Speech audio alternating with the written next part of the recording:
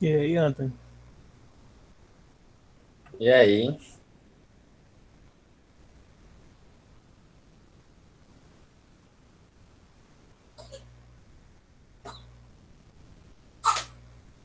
Bom dia. Bom dia, professor. Bom dia, professor. Tudo tranquilo? Nossa,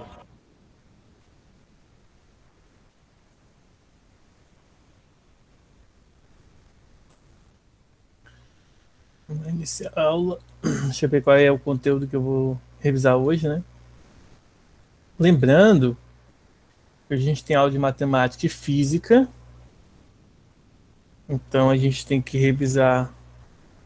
Só que aí de matemática e de física a gente já revisou, né? Desculpa, mas de matemática a gente já revisou, então a gente vai revisar a física hoje. Nós vamos falar sobre máquinas térmicas e da equação fundamental da ondulatória, tá? Vai resolver exercícios desses dois conteúdos. Tudo tranquilo para vocês?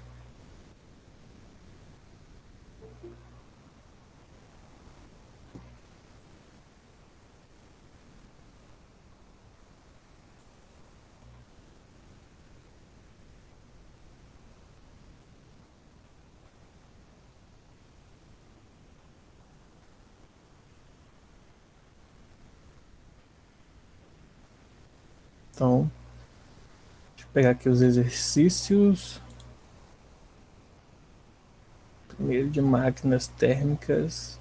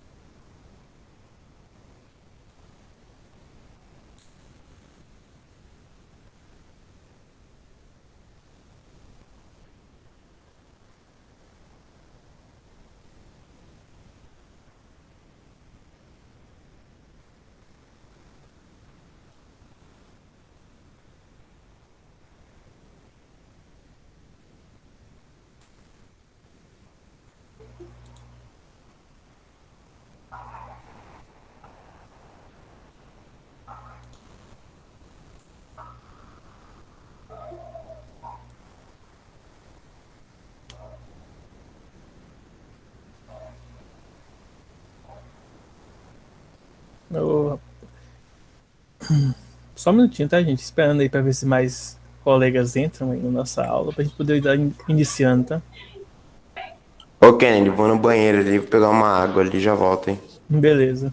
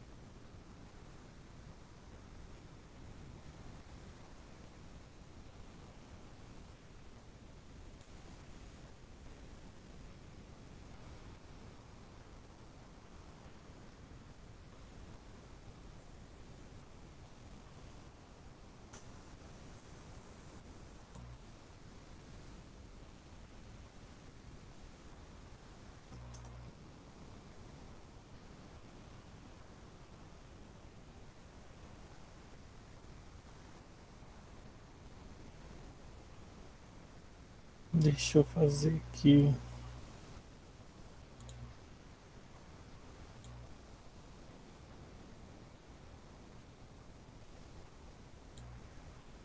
Bom, vamos começar.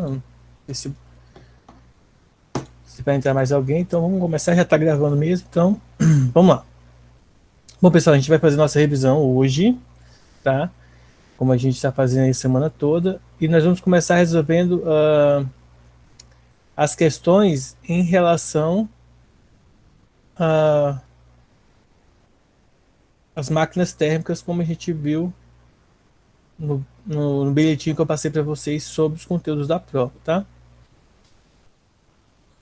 Então vamos começar resolvendo aqui os exercícios.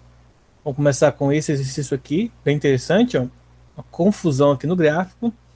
E vamos lá fazer o que está pedindo. Então, a questão diz assim: um sistema termodinâmico constituído por um gás ideal que pode expandir-se, contrair-se, produzir ou receber trabalho, recebe ou fornece calor, descreve um ciclo que pode ser representado por esse segmento aqui, né? A, B, C, D, A ou A, B, E, F, A. Então ele possui dois ciclos, é como se tivesse um assim, ó,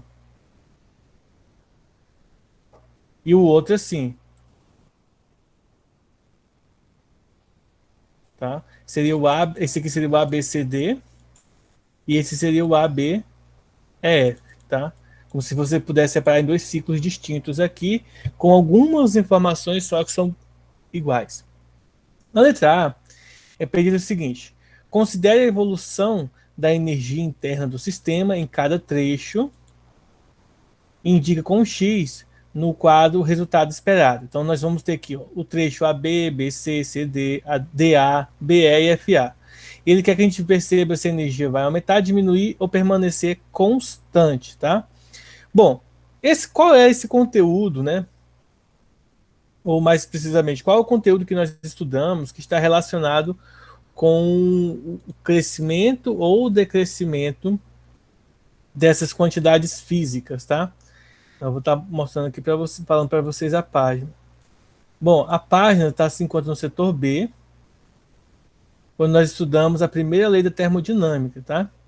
Então, quando nós vimos a primeira lei da termodinâmica, isso tanto no caderno 7 quanto no caderno 6, a gente aprendeu que os conceitos de variação de energia interna associada a quantidade de calor, associado também ao trabalho realizado pelas forças, pelas forças não, pelo gás na sua região interna do recipiente. Além disso, a gente viu também as transformações isobárica, isocórica, diabática e entre outras, tá? Mas vamos pensar no seguinte: o que diz a primeira lei da termodinâmica, né? Qual que é a relação que ela nos traz para a gente poder aplicar nesse conceito? Então, a primeira lei da termodinâmica vai dizer o seguinte para a gente, que a variação da energia interna de um gás, tá? A variação da energia interna de um gás é igual à quantidade de calor menos o trabalho realizado por esse gás, ou recebido por esse gás. Então, é isso que a primeira lei da termodinâmica diz para a gente. Então, qual é a interpretação que a gente pode ter em relação a isso? Eu vou mostrar um print aqui para vocês, da apostila, página 207, só que é da apostila passada, tá? Apostila 6 ao invés da apostila 7. Vou mostrar aqui para vocês verem, para a gente estar associando isso ao nosso resultado aqui, tá? Ao que nós vamos estar calculando aqui. Então, olha só. Então, pense comigo o seguinte, ó. A gente está querendo falar sobre energia interna, tá? Então, a energia interna é essa aqui, ó. Então, vejam só. A energia interna do gás aumenta quando o gás é aquecido e ela diminui quando o gás é resfriado. E ela mantém-se constante quando a temperatura permanece constante, tá? A temperatura não muda. Observem que aqui ó, nós temos um gráfico que relaciona a variável P, que é pressão, e aqui embaixo nós temos a variável V, que é o volume. Além disso, essas linhas aqui são chamadas de isotermas, tá? Que elas estão relacionadas com a temperatura. Isso aí foi enunciado para vocês, deixa eu ver aqui na página da apostila passada, na página... Deixa eu achar aqui qual que é a página. Eu vou mostrar o print também para vocês verem.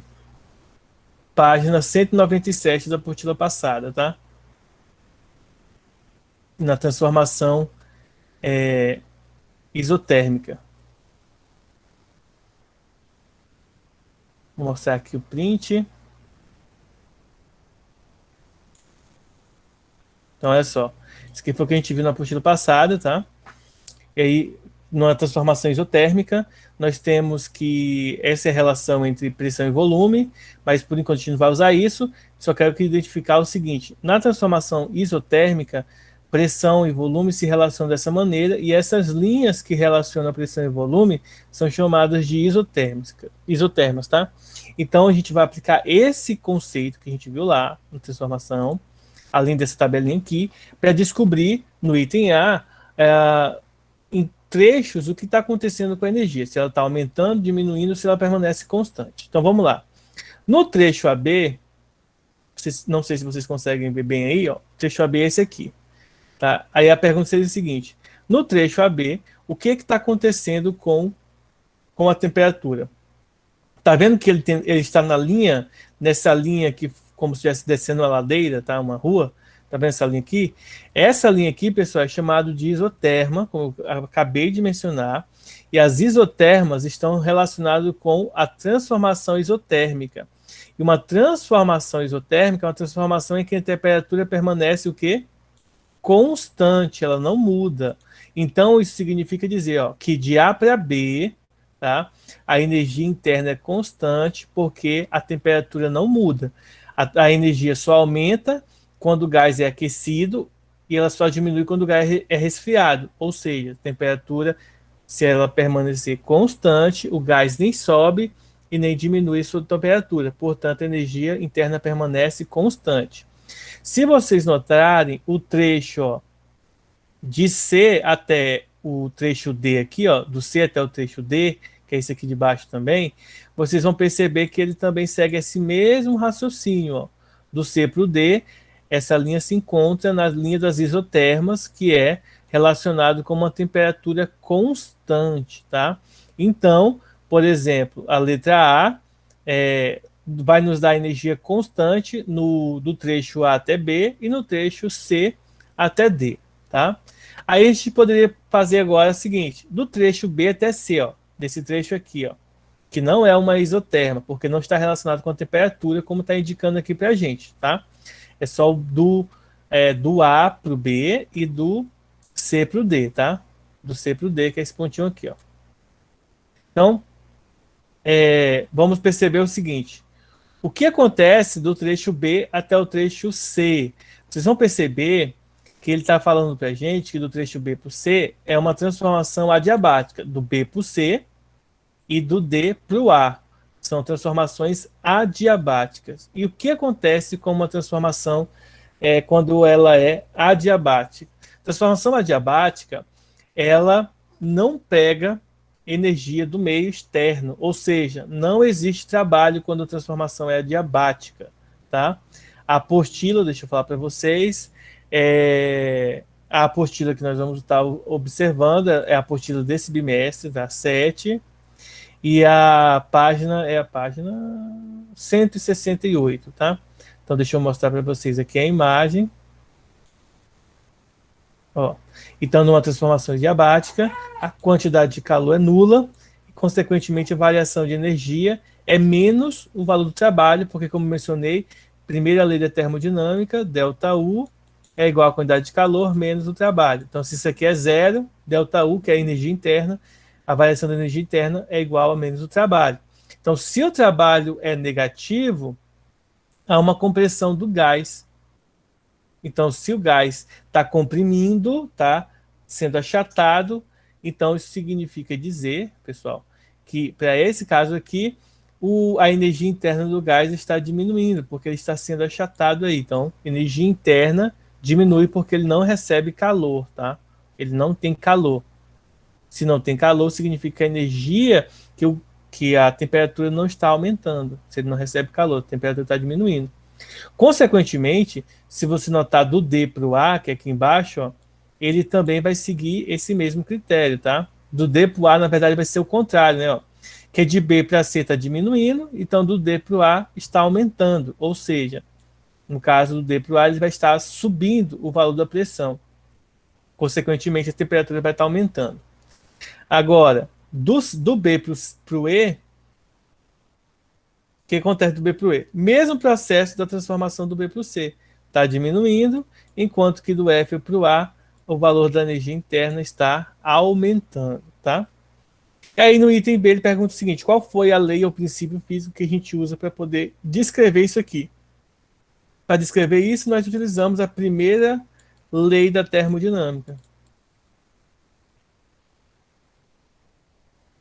Qual é a primeira lei da termodinâmica? Variação de energia é igual a quantidade de calor menos o trabalho. E aí, no item C, ele pergunta o seguinte: ó, no ciclo A, B, C, D, A de novo, tá nessa figura aqui, calcula o rendimento do ciclo em termos de calor Q1 e Q2 fornecido pelo sistema. Basicamente, a gente estudou essa parte, a gente sabe que o rendimento é só usar a fórmula, é 1 menos a quantidade de calor Q1 dividido pela quantidade. Q2 dividido pela quantidade de calor Q1, que a gente aprendeu nas aulas anteriores, tá? Que é o rendimento de uma máquina térmica, tá bom? É só usar a fórmula. Professor, não precisa substituir número? Bom, não tem número aqui, então a gente não usa os números, tá? Alguma dúvida? Tranquilinho, né? Então vamos para a próxima questão.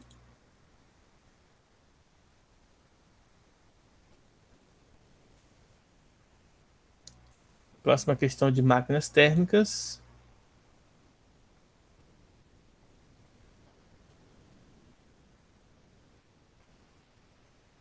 Então essa questão ela fala o que pra gente? Olha, sumiu o trem aqui.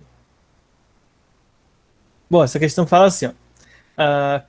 Durante cada ciclo, uma máquina térmica absorve 500 joules de calor de um reservatório térmico, realiza um trabalho e rejeita 420 joules para um reservatório frio para cada ciclo. O trabalho realizado e o rendimento da máquina térmica são respectivamente iguais a quanto?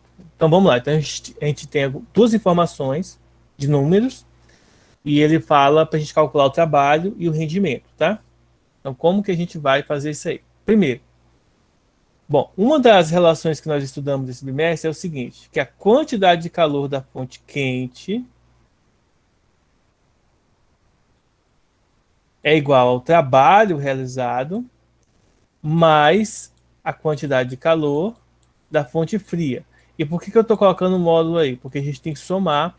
Se a fonte fria for um valor negativo, tá? Por exemplo, menos 25 graus Celsius, por exemplo. Então a gente tem que colocar o módulo para ficar positivo. Então o trabalho relaciona-se com a quantidade de calor. De acordo com a questão, ele pega da fonte quente 500 joules de calor. Então aqui fica 500. O trabalho realizado é o que a gente quer determinar. E a quantidade de calor da fonte fria é 420, tá? E aí a gente não precisa nem fazer conta, né? É só você observar. De 420 para chegar em 500, falta 80. 80 joules de trabalho, de energia no trabalho. E a segunda parte, calcular o rendimento. O rendimento, como a gente viu agora há pouco, é 1 menos a quantidade de calor 2 dividido pela quantidade de calor 1. Ou, se você preferir, pode usar a fórmula do trabalho. O rendimento é o trabalho dividido pela fonte de calor quente, tá, gente? Fonte de calor quente. Ou seja, os 80 joules dividido pelos 500. E aí essa divisão vai dar 0,16 multiplicando por 100, para a gente ter em porcentagem, o resultado é 16%, letra A. Então a gente usou a fórmula, tá, que relaciona a quantidade de calor recebida e do trabalho, e a fórmula do rendimento para calcular isso daí, tá? Se você preferir usar essa de cima, você vai ter que colocar 420 dividido por 500, vai dar 0,84, e aí 1 menos 0,84 vai dar 0,16 também, tá? Então, resolvida aí essa questão para a gente. Vamos fazer mais questões sobre máquinas térmicas. Vou pegar aqui.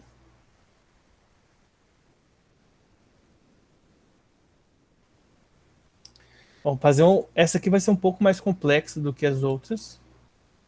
só porque ela vai envolver conceitos que a gente já estudou há um tempinho atrás. Olha só.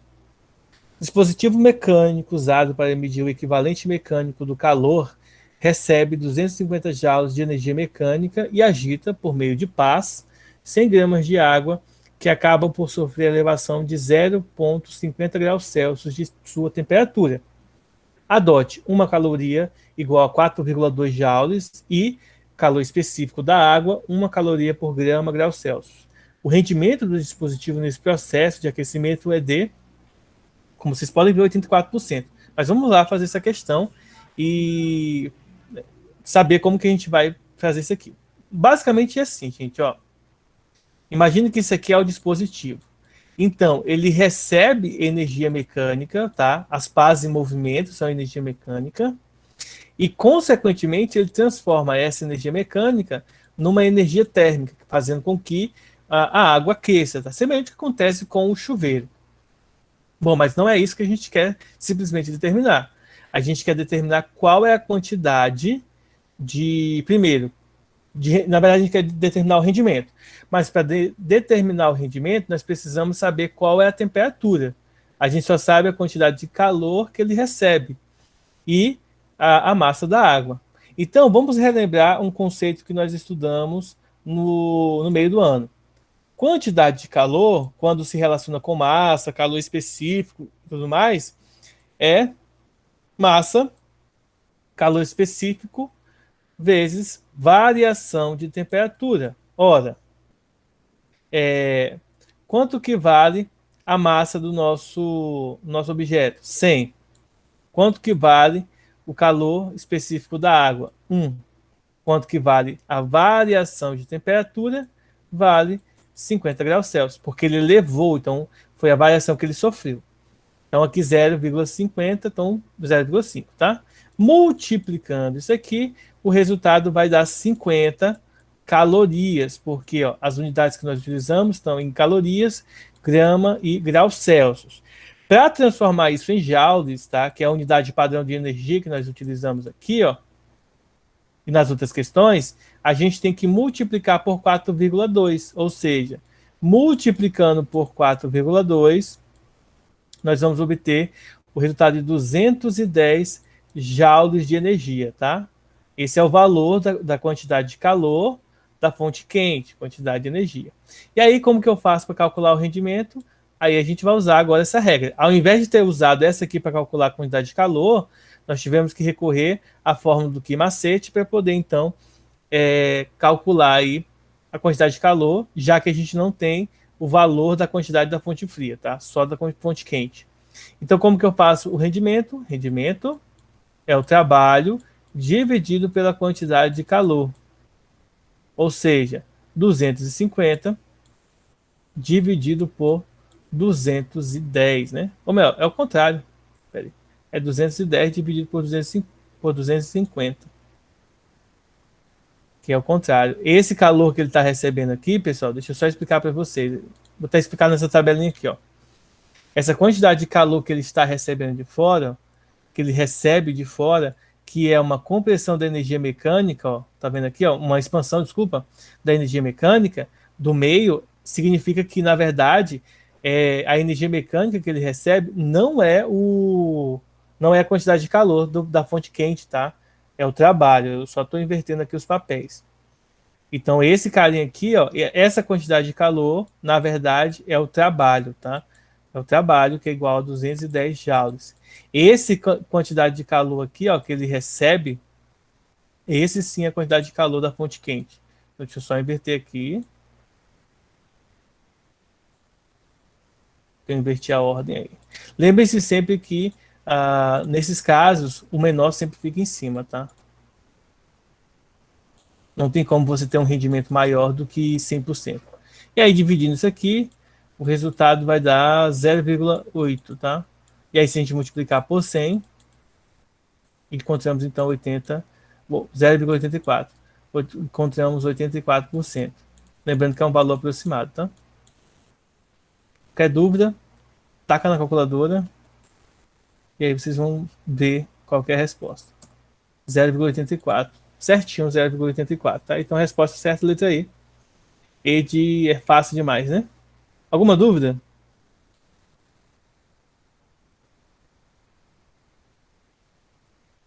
Tranquilo, né?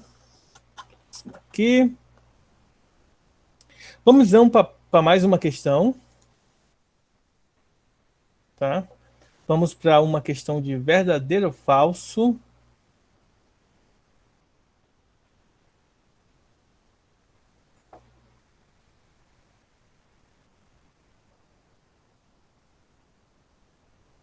Então vamos lá para a questão de verdadeiro ou falso. Essa questão diz o seguinte, ó, em um experimento controlado em laboratório, uma certa quantidade de gás ideal realizou esse ciclo aqui, ó, A, B, C, D, E, A, representado nessa figura. Nessas condições, vamos marcar verdadeiro ou falso. Vamos lá, primeira pergunta, primeira afirmação.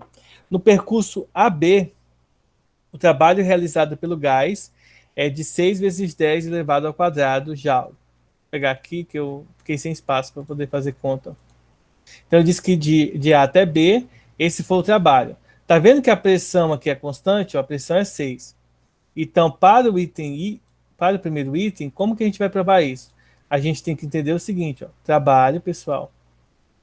Quando a pressão é constante, ó, é horizontal no gráfico, o trabalho é pressão vezes variação de temperatura que a gente estudou, desculpa, volume que a gente estudou isso no caderno anterior, tá? Então a pressão, nesse caso aqui, é 6 vezes 10 ao quadrado, então fica 6 vezes 10 ao quadrado aqui. Variação de volume, o volume final é 2 e o inicial é 1, então 2 menos 1. Ora, 2 menos 1 dá 1, então fica só 6 vezes 10 ao quadrado. Portanto, a afirmação do primeiro item é... Opa, eu fiz um X. Então, a primeira questão ela é verdadeira. Vamos para o item 2.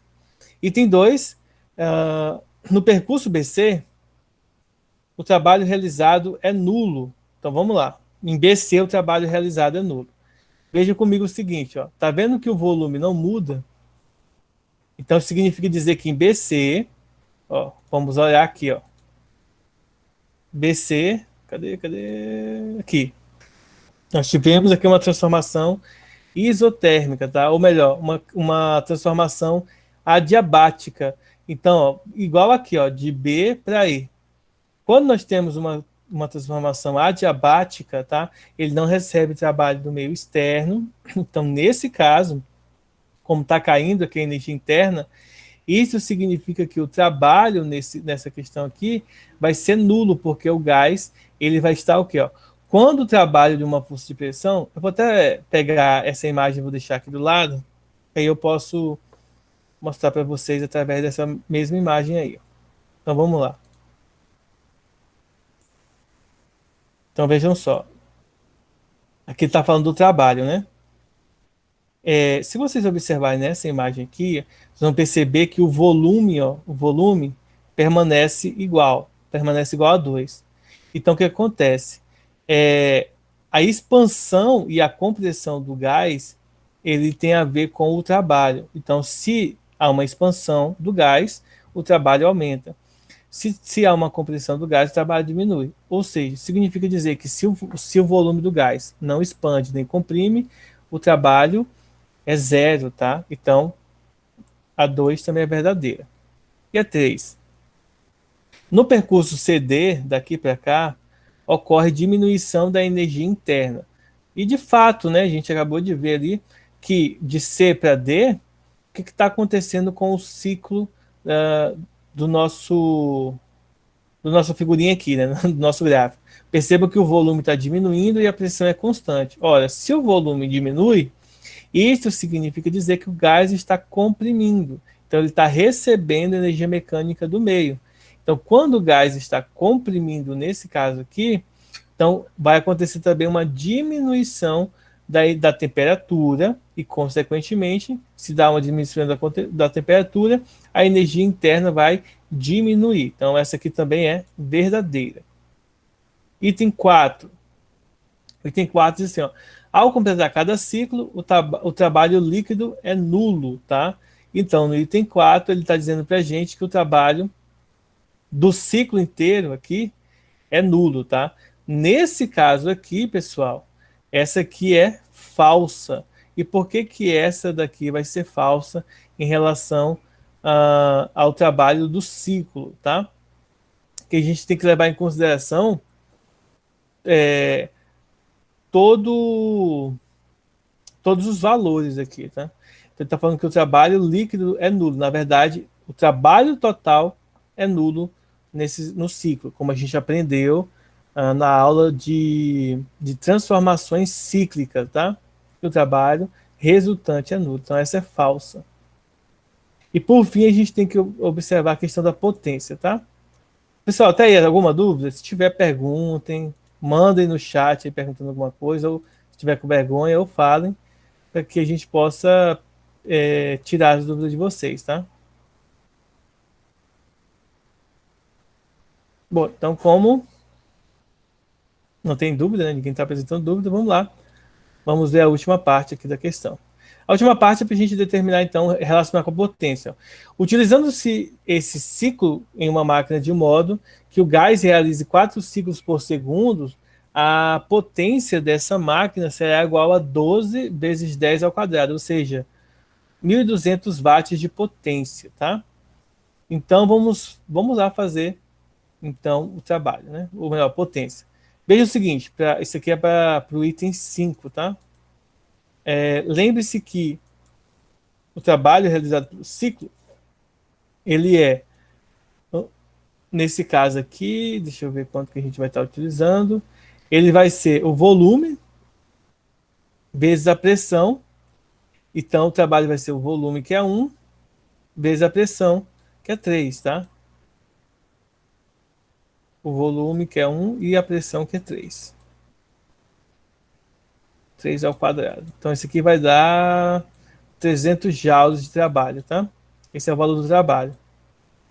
E aí ele quer em 4 ciclos, né? Então a gente tem que pegar esse valor de 4 ciclos e dividir então pelo valor da potência, tá? Melhor, da potência não. É o trabalho dividido pela potência. Como são 4 ciclos, então isso significa dizer que esse trabalho aqui ele vai ser multiplicado por 4. Então vai ficar 4 vezes 300, que vai dar 1.200 joules de trabalho.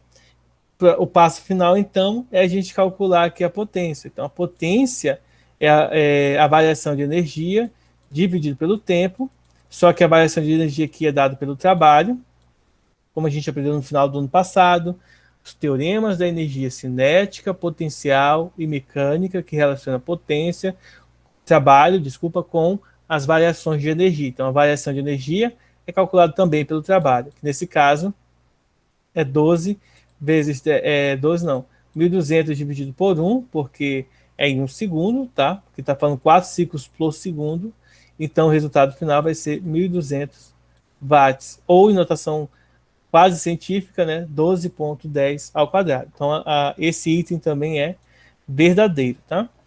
Então aqui a gente julgou pelo gráfico todas as informações indicadas por essa questão.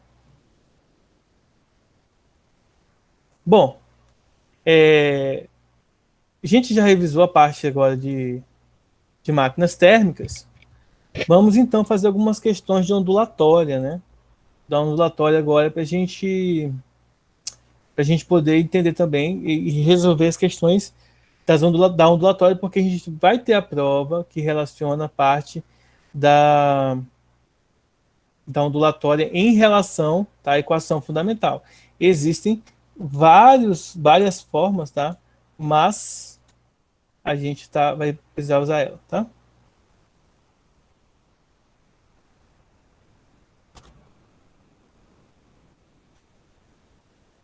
Deixa eu ver aqui, tá? Deixa eu só ver os meninos que mandaram mensagem aqui.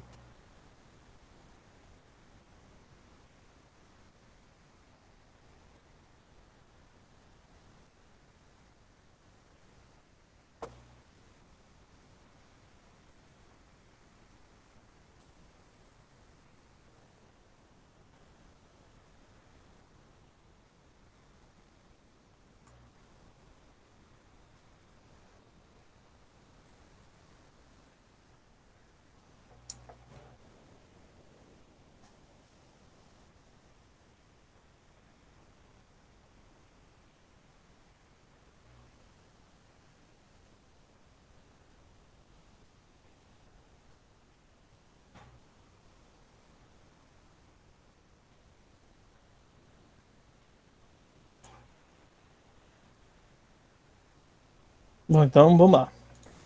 Ajudar aqui o pessoal a poder logar na aula, né? Deixa eu ver aqui. Agora a gente vai fazer, como eu mencionei, uma questão de ondulatória. Questões, na verdade, né, de ondulatória. Então, deixa eu só ver aqui a nota de vocês em física, para ver como que está aqui o resultado das notas de física até agora, tá?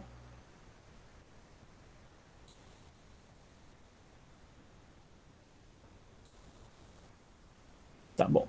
Então, olha só para deixar claro para vocês. No final da aula, eu vou estar passando para vocês uma atividade, tá? Relacionada com esse conteúdo valendo ponto para a gente fechar a nota de física, tá? Está faltando alguns pontinhos para a gente fechar ela. Então, no final da aula, eu vou deixar a atividade para vocês. Agora, eu vou pegar e irei fazer com vocês algumas questões de ondulatória. Deixa eu pegar aqui a parte da aula de ondulatória.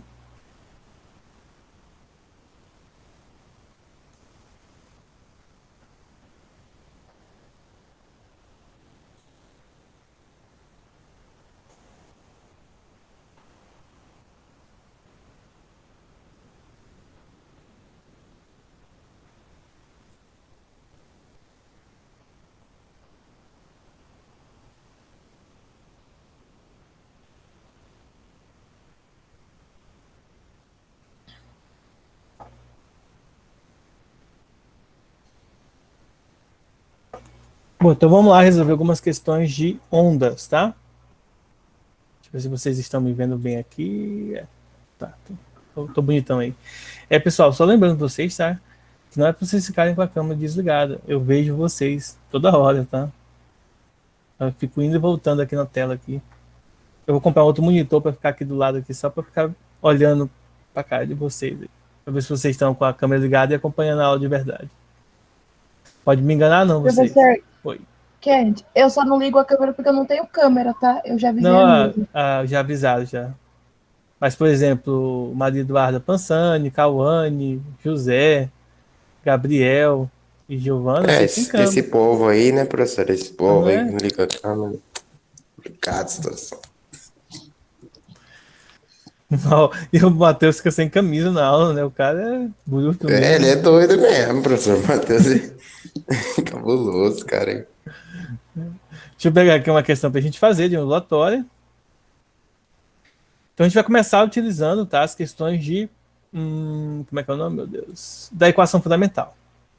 Vamos para a questão 1. A questão nos diz o seguinte, ó, uma corda inextensível tem uma de suas extremidades fixada em uma parede vertical. Na outra extremidade, o estudante de física produz vibrações transversais periódicas com frequência de 2 Hz.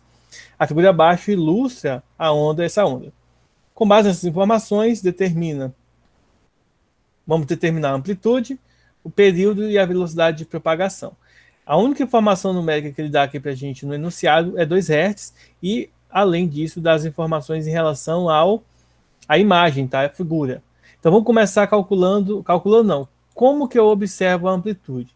Gente, a amplitude de uma onda é a distância do pico da onda, tá? Até a metade dela, até aqui o eixo central. Ou seja, se nessa questão está dizendo que do ponto mais alto para o ponto mais baixo é 40 centímetros, eu posso concluir então que a amplitude é 20 centímetros, é a metade desse tamanho, tá? Então se descarta a letra C, a letra D e a letra E. Período de uma onda é o tempo relacionado com a frequência, ou seja, é o inverso da frequência. Se a frequência vale 2 Hz, 1 dividido por 2, 0,5. Então o tempo é de 0,5 segundo. Alternativa correta, letra A. Não precisa fazer mais nada, acabou a questão, porque a letra B é descartável. Porém, como é uma questão de revisão, eu vou fazer a velocidade aqui, porque se, tipo assim, não tivesse alternativa, fosse uma questão de você escrever a resposta, você não poderia pular essa parte da velocidade. Então, como que eu faço o cálculo da velocidade? Velocidade é comprimento de onda vezes frequência. Ora, como que eu observo o comprimento de onda se não aparece aqui e nem aqui? Nós vamos olhar aqui, ó. Comprimento de onda é a distância de um pico para o outro. Ora, se a distância é de um pico para o outro, também pode ser olhado como sendo do vale. E além disso, pode ser olhado aqui no meio, ó. Se a distância de um meio para o outro meio é 10, e do outro meio para o outro meio também é 10, significa dizer que o comprimento de onda vale 20. E a frequência, como a gente viu, nesse caso, vale 2. Ou seja, 40. 40 centímetros, porque aqui está em centímetros por segundo. Só que transformar centímetros em metros, a gente tem que fazer o quê? Dividir por 100. Então, 40 dividido por 100, 0,4 metros por segundo. E aí a gente calcula, então, a velocidade da onda. Como mencionei para vocês, nessa questão em particular, não haveria necessidade de nós calcularmos o comprimento a velocidade, porque é uma questão objetiva, não, é uma questão objetiva, isso mesmo, eu ia falar errado. E aí não haveria necessidade, mas em questões subjetivas tem, então por isso que eu fiz aí para vocês verem. Vamos para uma próxima questão. A questão diz assim, ó: a tecnologia de telefonia celular 4G está bem atrasada, porque agora a gente vai para o 5, né? A ser utilizado no Brasil em 2013 como parte da iniciativa de melhora geral do serviço no Brasil, em preparação para a Copa do Mundo 2014. Algumas operadoras inauguraram o serviço com ondas eletromagnéticas na frequência de 40 MHz, sendo a velocidade da luz no vácuo 3 vezes 10 a oitava metros por segundo. O comprimento de ondas dessa onda eletromagnética é... Então vamos lá.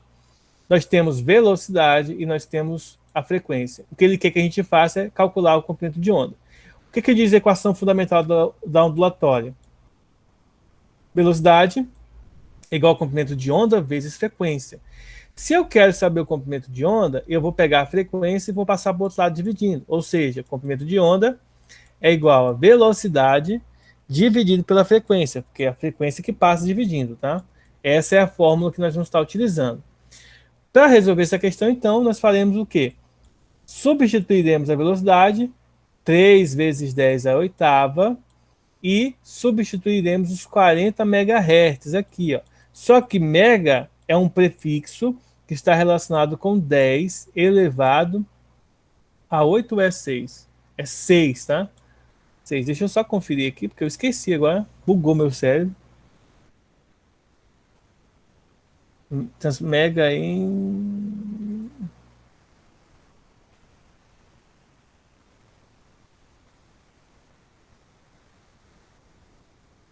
Só para eu ver aqui. É isso mesmo, 10 elevado a 6. E aí é só dividir, ó. 3 dividido para 40, tá? Vamos ver aqui, ó. 3 dividido para 40. Acrescenta 2 zeros aqui, então vai ficar 0,0. 300 dividido para 40. Na verdade, isso mesmo. Deixa eu ver. 4 vezes 7 vai dar 28, né? Então vai ficar 280, vai sobrar 20. Acrescenta o 0, 200 dividido para 4 dá 5, 5 vezes 40, 200. E aí o resultado vai dar 0,075, tá? Potências de mesma base, repete a base, subtrai os expoentes, 8 menos 6 dá 2. E aí multiplicando 0,075 por 10 ao quadrado, que é 100, o resultado então será 7,5, tá? Então, esse é o comprimento de onda dessas ondas 4G, que são propagadas com frequências de 40 MHz na nossa região aqui no Brasil, tá? Pode ser que já tenham mudado esse valor, então não necessariamente vai ser um valor real hoje, tá? Alguma dúvida?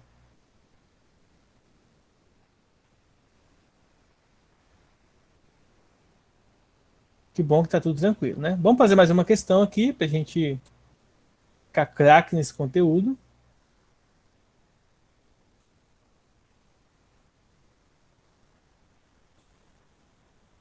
Olha só. Os circuitos elétricos especiais provocam oscilações de elétrons em antenas emissoras de estações de rádio. Esses elétrons acelerados emitem ondas de rádio que, através de modulação controlada da amplitude ou da frequência, transportam informações, tá?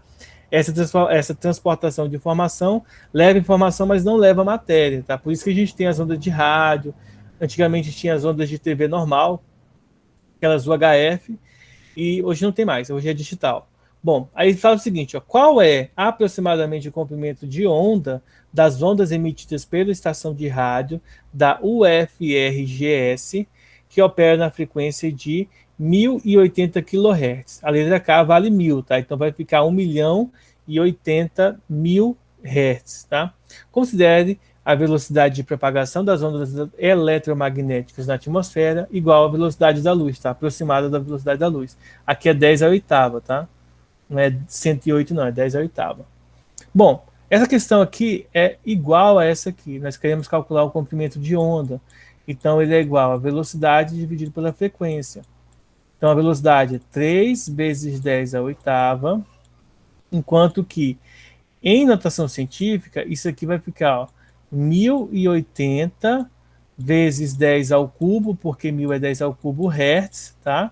E aí, transformando mais ainda isso aqui, nós teremos 1,08. Observem que andou 3 casas decimais para a esquerda, vírgula, então eu vou acrescentar 3 unidades no expoente, então 10 a sexta. Ou seja, eu vou pegar e dividir o 3 por 1080 e depois repetir aqui a nossa base 10, tá? Essa divisão, como vocês podem ver aí ao lado, como vocês podem ver aqui ao lado, né, vai dar 2,8, tá? Eu vou fazer aqui na calculadora só para conferir. Vai dar 2,77777, aproximando 2,8 vezes 10 ao quadrado, tá? Então é bem simples resolver as equações, as questões que envolvem a equação fundamental da ondulatória, tá? Basta a gente aplicar a fórmula de forma direta mesmo, substituir corretamente os valores e pronto. Bom? Olha o João, rapaz, foi vestir uma roupa social aí, o cara se veste melhor do que o professor. Bom. Tô em casa não, professor. Ah, tá. Tô no escritório. Entendi. Bom, vamos fazer outra questão aqui. Aqui. Essa vai ser a última questão, tá? Depois eu vou passar um trabalhinho para vocês fazerem. A gente fechar a nossa nota de física, tá?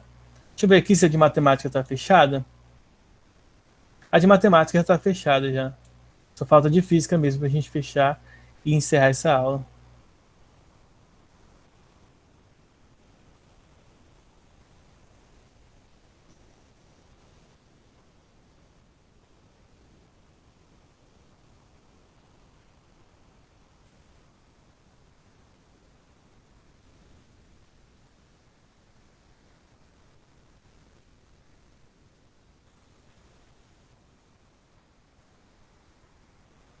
Então vamos lá, deixa eu fazer ela aqui para vocês. Eu fui lá responder ali o pessoal que não conseguiu ainda entrar na aula.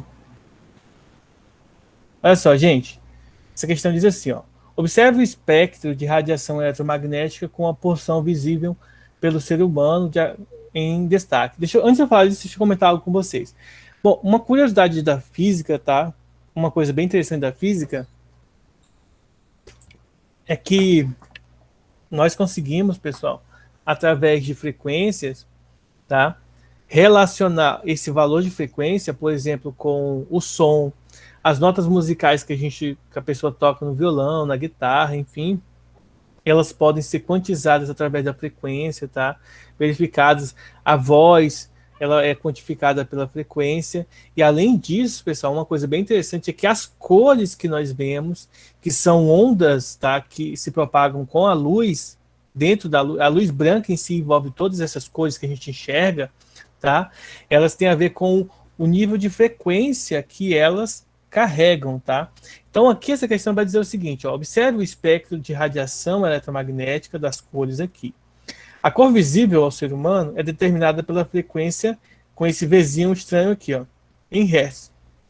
No espectro, a unidade de comprimento de onda lambda é o metro, como a gente já sabe, e no destaque ele está sendo colocado para a gente aqui como nanômetro, ó. Aqui está colocado como metro e aqui como nanômetro, porque é muito pequeno o comprimento de onda. Então aqui é 400 nanômetros, tá? Para quem não lembra,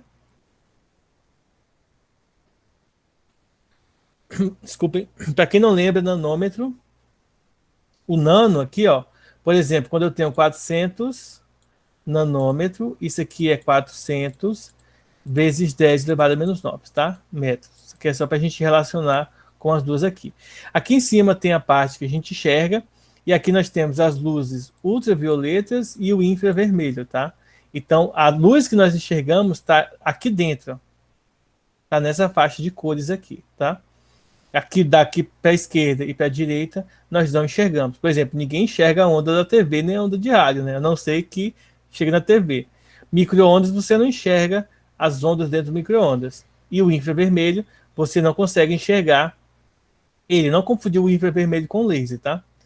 Bom, sabendo que a frequência é inversamente proporcional ao comprimento de onda e sendo a constante de proporcionalidade igual à velocidade da luz no vácuo, aproximadamente isso aqui é 10 a oitava de novo, tá? E que 1 nanômetro equivale a 10 elevado a menos 9, eu falei aqui à toa, né? Porque ele colocou aqui no final, não li a questão, né? Pode-se deduzir que a frequência da cor no ponto de destaque aqui, ó, nesse ponto aqui, que está entre 400 e 500, então deve ser 450, indicado pela flecha em hertz é. Então vejam só, a gente viu que a velocidade é o comprimento de onda vezes a frequência, e agora a gente quer calcular a frequência. Se a gente quer calcular a frequência, então eu vou passar o comprimento de onda dividindo. Eu sei a velocidade e eu sei o comprimento de onda que está aqui, ó, é 450 nanômetros. Então vamos lá. Então a frequência vai ser o quê? A velocidade da luz, 3 vezes 10 elevado a menos não, elevado a 8. E aqui embaixo, o comprimento de onda, 450 vezes, nanômetros, que é vezes 10 elevado a menos 9, tá? Transformando em notação científica, a parte de baixo, nós teremos 3 vezes 10 a oitava, na parte de baixo, 4,5 vezes 10 elevado a 7, tá? Porque quando eu passo a vírgula aqui, eu acrescento 2 no expoente. E aí, fazendo a divisão, 3 dividido para 4,5, deixa eu ver quanto é que vai dar. Bom, o resultado vai dar 0,66 vezes 10 elevado a 1. Divisão de bases iguais, a gente, 1 não, a 14, deixa eu ver aqui. Divisão de bases iguais, a gente conserva a base, subtrai os expoentes, 8 menos 7, vai somar, então vai ficar 15. E aí, passando a vírgula para a direita aqui, você vai ter que subtrair o 1 no expoente, 6,6 vezes 10 elevado a 14 Hz. Essa é a frequência emitida por uma onda aqui entre o violeta e o azul, tá? Mais próximo do azul, para ser específico. Em alguma tonalidade de azul, essa vai ser a frequência da onda emitida. Tranquilo, né, pessoal?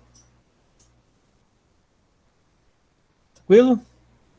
Então, eu vou estar encerrando aqui a gravação agora, tá?